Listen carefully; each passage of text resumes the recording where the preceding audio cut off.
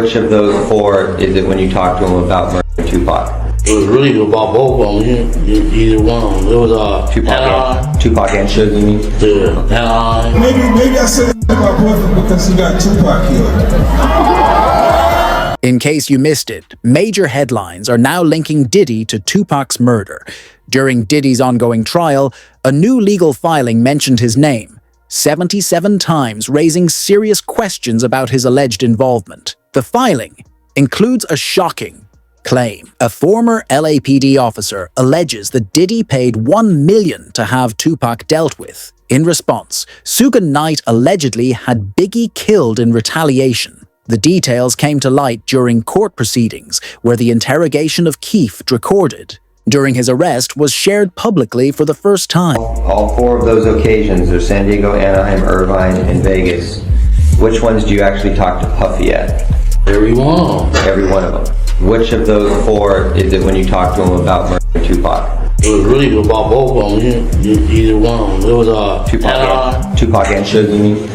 Yeah. This would then be followed up with times people confronted Diddy about being responsible for Tupac, such as this awkward breakfast clip interview. Now, it was this documentary that claimed, which we know wasn't true. Yeah, check this out. We don't talk about things that are nonsense. We don't even entertain nonsense, my brother. So we're not even going to go there, with all due respect, but I appreciate you as a journalist asking. Thank you. Because you, listen, 7 years ago, I'd have been like, yo, did you hire somebody? But no, you do it like a journalist. Yeah, no, I mean, we wouldn't even get into nonsense like that. You know what I'm saying? It's nonsense. Which we never believed, by the way. Yeah, thank you. This would hit news headlines fast. Even 50 Cent reacted. As it states, 50 Cent says he doesn't like Diddy because he had Tupac hit. When they leave me to talk, because I always say the wrong thing. I'm saying, last time they left me, I said something about Puffy. So that Yeah! I gotta stop doing that. I've been talking to a therapist to try to help me with the I'm saying. I said crazy for no reason. Oh wait, maybe I said it about Puffy because he got Tupac killed. But what's even more alarming is that investigators now believe Diddy didn't act alone. According to new reports, multiple figures in the hip-hop industry, including Snoop Dogg, Suge Knight, and Diddy Air, reportedly facing imminent arrest and questioning. Fans have reignited long-standing suspicions, especially pointing towards Snoop Dogg's possible connection to Tupac Shakur's death, after newly leaked evidence surfaced. It all started with a resurfaced interview one that made federal investigators take a closer look at Snoop's potential involvement. You were with Tupac, though, in regards to Tupac. I heard a story, did you give him different advice that night on where to go? I didn't give him no advice. Right. We wasn't seeing eye to eye. Right. So. Saying during the Tyson. Yeah, this incident that I'm explaining to you right now was the day before that. Okay. So when they got to Vegas, they went their way, I went back. I mean, when we got to LA, they went to Vegas and I went home. That's why I wasn't in the car with them. As he says, he was supposed to be in the BMW on the same night that Tupac got hit. But after last-minute changes, he didn't go, which was likely due to Snoop, Tupac, and Suge having an altercation a couple of days before. This time me and Tupac was on the same page. And I did an interview with Angie Martinez, and she asked me how did I feel about Puffy and Biggie. And I told her that I like their music and I want to do music with them. Bro didn't like that, Tupac didn't like that, so we had a misunderstanding. So on the flight back to LA, I didn't feel comfortable around them for what they had did, as far as I didn't let my security ride with me. So to protect myself and to prevent from happening, I slept under a blanket with the knife and the fork just in case something was to go wrong, but it didn't. All of this happened within 72 hours of Tupac's murder, and police are suspicious. Snoop Dogg was deeply connected to the streets at the time, and fans believe he got a tip that Tupac was being targeted, possibly why he avoided getting in the car. That night, in another interview, Snoop said their friendship felt different just days before Tupac died, adding more questions to the story. A week before he died, we was best of friends. 2 days before he died, I don't think he liked me. Why? Because we was in New York. Oh, yeah. And that happened. New York, they shot at me and did all kind of shit to me, like just the worst you could think of. And I forgave them. And when did an interview and was asked, how do I feel about Puffy and Biggie? And I was like, I like it. I want to do some music with them.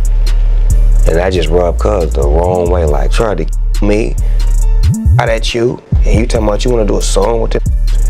I wasn't thinking about his emotions. I was thinking about the way I felt at the time. I wasn't into no controversy. I liked his music. They was our friends. We was all friends at one point. There's video footage of all of us hanging out.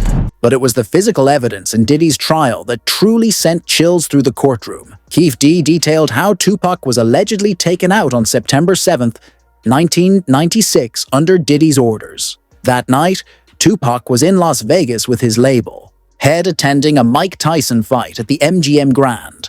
After the match, they ran into their rivals in the hotel lobby, and that's when everything began to unravel. Knight and their entourage went to the Mike Tyson at the MGM Grand.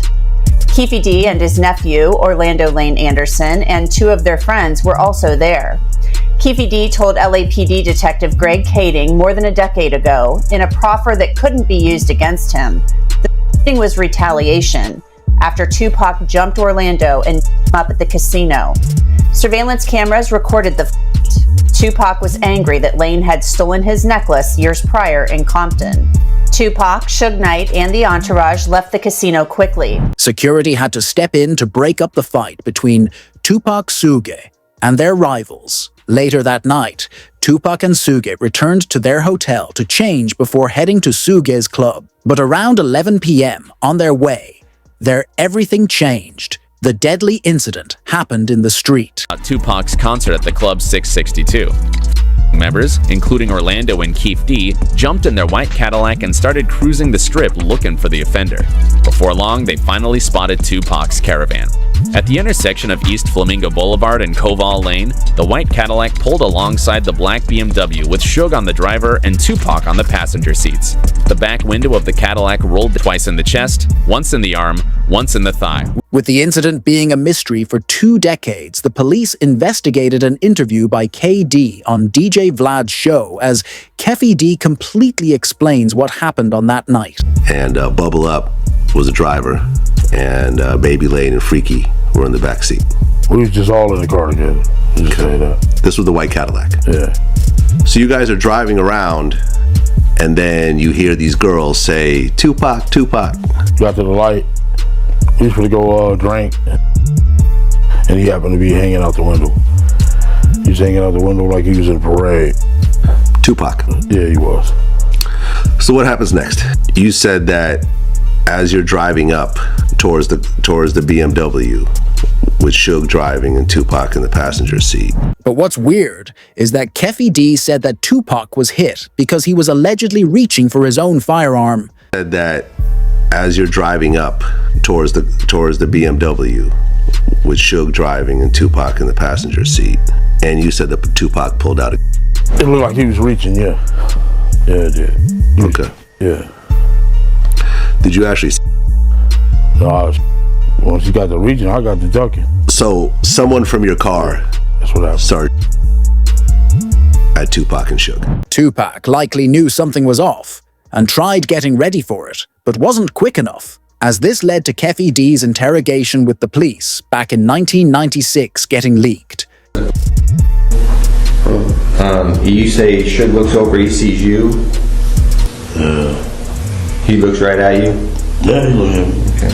When he looks over at you, and then, Tupac's busy getting evidently, the story is Tupac's trying to either get out in of the back seat or something. Yeah, what do you see happening inside of their car?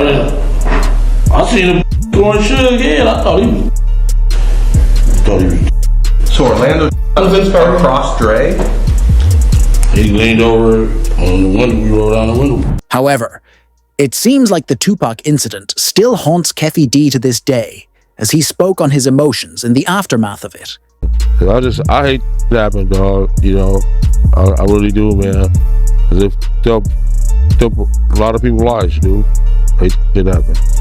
Probably to God. I feel that was wrong, man. It was just wrong, purely wrong. You know what I'm saying? I wish it had never happened. You know what I'm saying? That's my opinion on it. This it never happened, dude. But this is where the murder files get weird, as holes in the story make it sound like Tupac is alive. An officer who investigated the situation closely reveals that Tupac was an industry plant, with the job of stopping the escalating beef between the red and blue street teams. It turns out when I talked to Tupac's longtime mentor, political mentor, former Black Panther Chokwe Lumumba, who was his first business manager, he's told me, I basically asked, well, was Tupac only pretending to be in order to appeal to gangs and politicize them? And he said yes. And that was part of his thug life agenda that he came up with his imprisoned stepfather, Tupac Shakur. And so Tupac was just using that in order to get the and the leaders to call peace truces, first in Los Angeles, then throughout California, and then throughout the country. And that was why he was pretending to be this type. And really, he was just an intellectual prodigy. The plan may not have gone as expected, but it led to Tupac's death, or so we thought. It also adds to the theory of why Snoop might have been keeping his distance that night.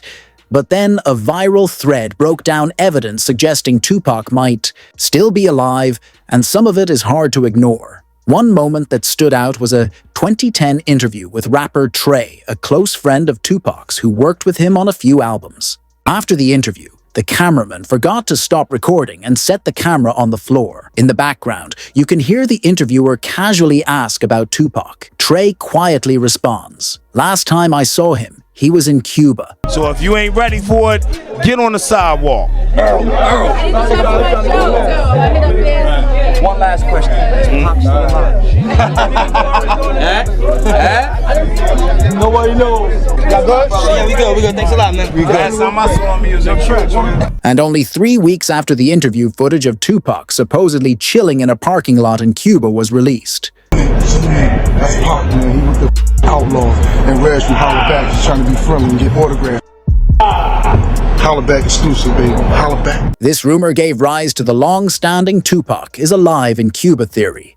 For years, it was dismissed as speculation, but in 2025, it feels more plausible than ever. Suge Knight has repeatedly claimed Tupac is still alive, making similar statements over the past 2 decades. In one striking interview, Suge said, "When I left that hospital, Tupac and I were laughing and joking. I don't see how someone can go from doing well to bad just like that." His words have reignited belief that Tupac's death might have been faked, and the truth hidden in plain sight. When I left that hospital, me and Pac was laughing and joking. So I don't see how somebody can turn from doing well to doing bad. So you seriously think that he might still be alive? I'm gonna tell you this, Pac, you never know. But what's weird about this is that Tupac was supposedly in a coma in the hospital. So how could he and Suge be laughing if Tupac was unconscious? It doesn't seem to add up. But in a 2008 interview, Suge kept this same story that Tupac was alive and well. He was conscious on the way to the hospital. He was conscious on the way to the hospital. He was conscious in the ambulance. He was conscious after they did the surgery. What was the last thing that he said to you? They left. Just 2 weeks after that interview, Trey nearly lost his life in a nightclub shooting. Multiple shots were fired in his direction. And while he survived, he refused to tell police much likely, because he knew it was connected to him. Speaking on Tupac. Years later in 2018, Suge Knight's son, Suge Knight Jr., made a similar mistake. He took to Instagram claiming Tupac was alive and living in Malaysia. Soon after, he shared a chilling text that read, "You said too much. Time for you to go." Panicked, Suge Jr. began posting photos of Tupac with modern celebrities like 50 Cent, Beyonce. One image was captioned, "He never left us. They'll be after me soon." Some dismissed it as a clout-chasing stunt, but others believe he knew the truth better than anyone given his father's direct connection to the night Tupac was shot.